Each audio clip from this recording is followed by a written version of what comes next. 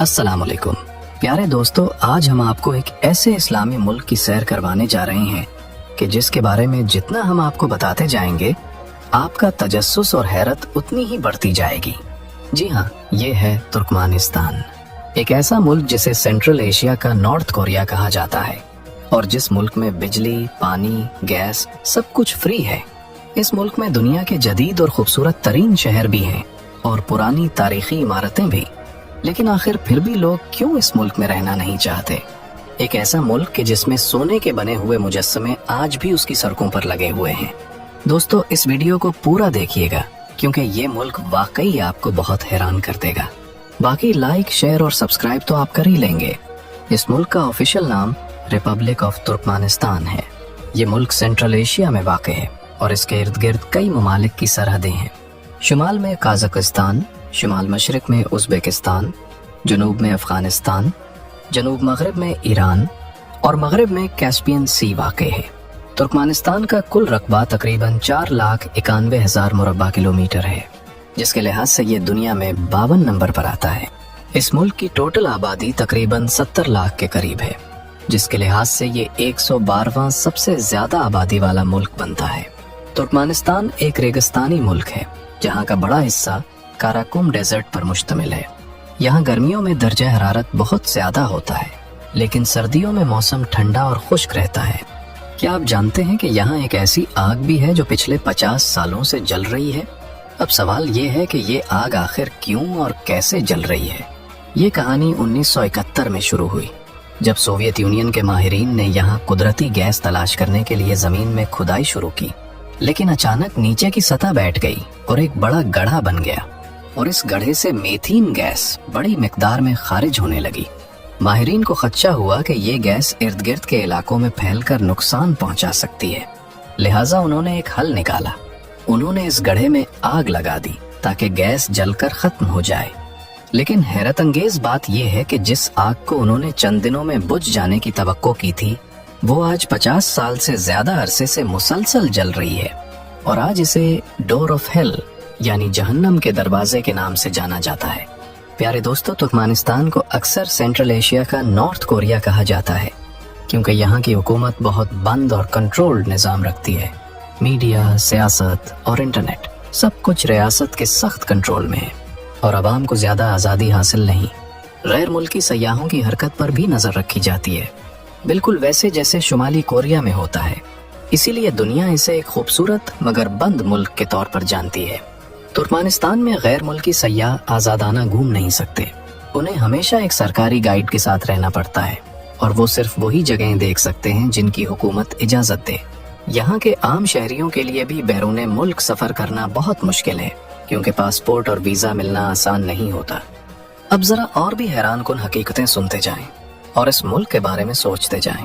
इस मुल्क में दाढ़ी रखने पर पाबंदी है। यहाँ का सदर इतना कोई अय्याश और पागल किस्म का इंसान है कि उसने अपने पसंदीदा कुत्ते का भी सोने का स्टैचू बनवाकर शहर में लगाया हुआ है। दुनिया का सबसे हैरान कुन और खूबसूरत एयरपोर्ट जो फॉल्कन की शक्ल में नजर आता है, जिसको बनाने में तकरीबन $5 बिलियन खर्च हुए, लेकिन वो भी सुनसान पड़ा हुआ है क्योंकि कोई भी इस मुल्क में आता ही नहीं।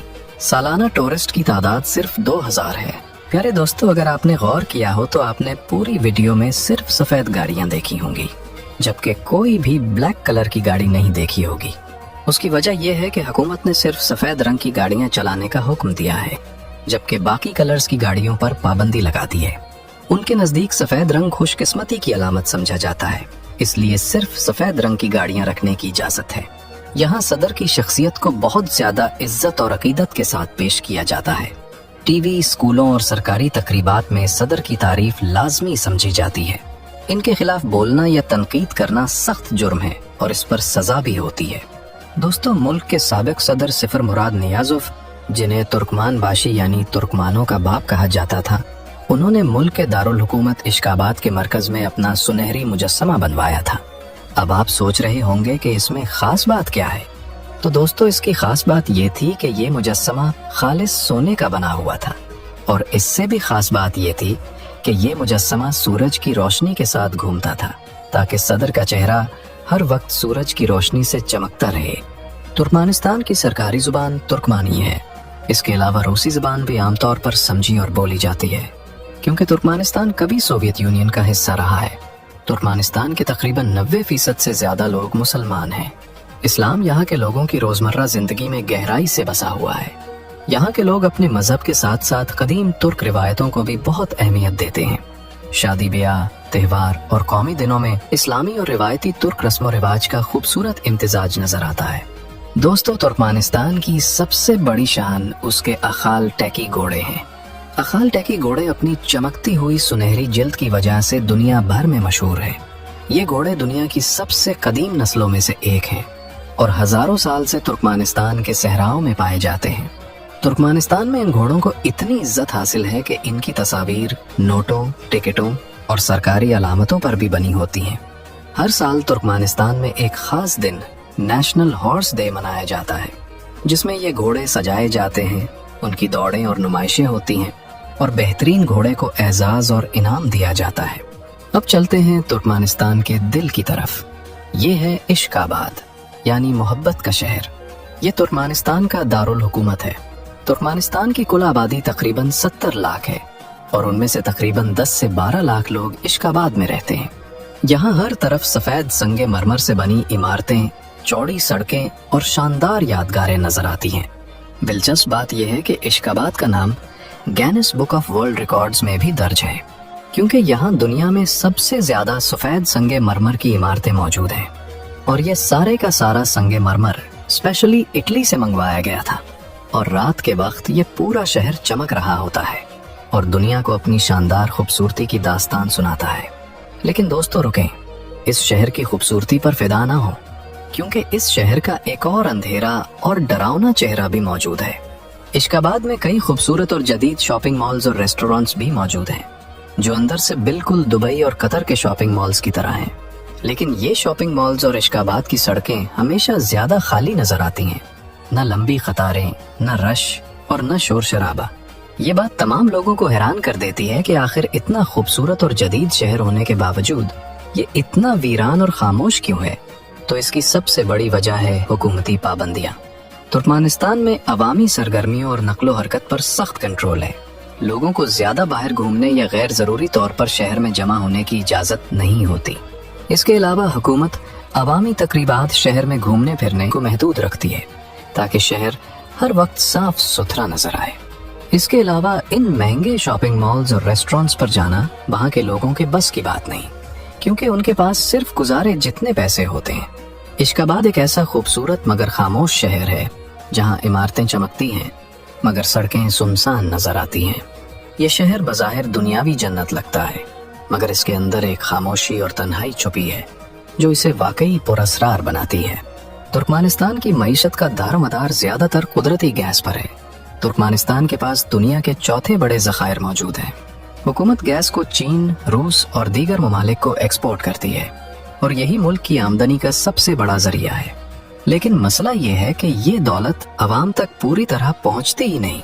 ملک میں عام لوگ اب بھی بے روزگاری، مہنگائی اور بنیادی سہولتوں کی کمی کا سامنا کرتے ہیں، بالکل پاکستان کی طرح۔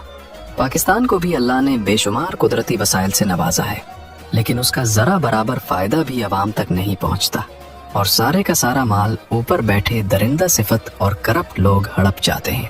ترکمانستان میں بھی صرف نام کے الیکشن ہوتے ہیں اور حکومت پہلے سے ہی سلیکٹ ہوتی ہے۔ ترکمانستان کی حکومت نے جدید عمارتوں اور سڑکوں پر بہت سرمایہ لگایا ہے، جس سے شہر تو خوبصورت لگتے ہیں مگر عوامی معیار زندگی میں کوئی بہتری نہیں آئی۔ ترکمانستان کی سرکاری کرنسی ترکمانی منات ہے۔ ایک ترکمانی منات 24 انڈین اور 80 پاکستانی روپے کے برابر ہے۔ سرکاری اعداد و شمار کے مطابق فی کس آمدنی تقریباً 7 سے 8 ہزار امریکی ڈالر ہے، لیکن اصل میں یہ آمدنی صرف 2000 امریکی ڈالر سالانہ ہے۔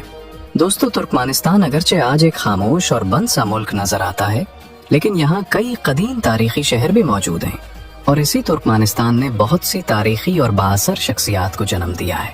پہلے بات کرتے ہیں ترکمانستان سے تعلق رکھنے والی مشہور اسلامی شخصیات کے بارے میں۔ امام ابو داؤد، جو کہ مشہور محدث رسول صلی اللہ علیہ وسلم اور کتاب سنن ابو داؤد کے مصنف تھے، اور امام ترمذی، جو کہ کتاب جامع الترمذی کے مصنف تھے۔ ان دونوں عظیم شخصیات کا تعلق اسی علاقے سے تھا۔ ان کی لکھی ہوئی احادیث اسلام کی ٹاپ کی 6 کتابوں میں شامل ہوتی ہیں اور پوری دنیا میں مسلمان بغیر کسی بحث اور بغیر کسی شک کے ان کتابوں پر یقین کرتے ہیں۔ اس کے بعد آتے ہیں سلطان احمد سنجر۔ یہ سلجوق سلطنت کے عظیم مسلمان بادشاہ تھے جنہوں نے ترکمانستان کے شہر مرو کو اسلامی دنیا کا مرکز بنا دیا۔ ان کے دور میں مساجد، مدارس اور خانقاہیں قائم ہوئی اور مرو کو اسلامی علم کا شہر کہا جانے لگا۔ اب بات کرتے ہیں ترکمانستان کے سب سے مشہور تاریخی شہروں کی۔ ان میں سب سے پہلے آتا ہے مرو۔ یہ شہر 12ویں صدی میں سلجوق سلطنت کے زمانے میں اپنے عروج پر پہنچا ہوا شہر کہلاتا تھا۔ یہاں کی گلیاں روشنیوں سے بھری ہوتی، بازاروں میں ہجوم ہوتا اور علم و تجارت دونوں اپنے عروج پر تھے۔ لیکن 1221 میں چنگیز خان کے منگول لشکر نے اس شہر پر حملہ کیا اور یہ عظیم شہر تباہ و برباد ہو گیا۔ کہا جاتا ہے کہ اس وقت مرو کی آبادی لاکھوں میں تھی، مگر حملے کے بعد یہ شہر بالکل ختم ہو گیا۔ آج بھی اس شہر کے باقیات، پرانے قلعے، ٹوٹی ہوئی دیواریں، مساجد اور مقبرے خاموشی سے اس شہر کے سنہرے ماضی کی گواہی دیتے ہیں۔ اب چلتے ہیں کنی اور گنج کی جانب، جسے کبھی خوارزم سلطنت کا دارالحکومت کہا جاتا تھا۔ یہ شہر ترکمانستان کے شمال میں ازبکستان کی سرحد کے قریب واقع ہے۔ یہ شہر صدیوں پہلے اسلامی علم، فن تعمیر اور تجارت کا ایک بہت بڑا مرکز تھا۔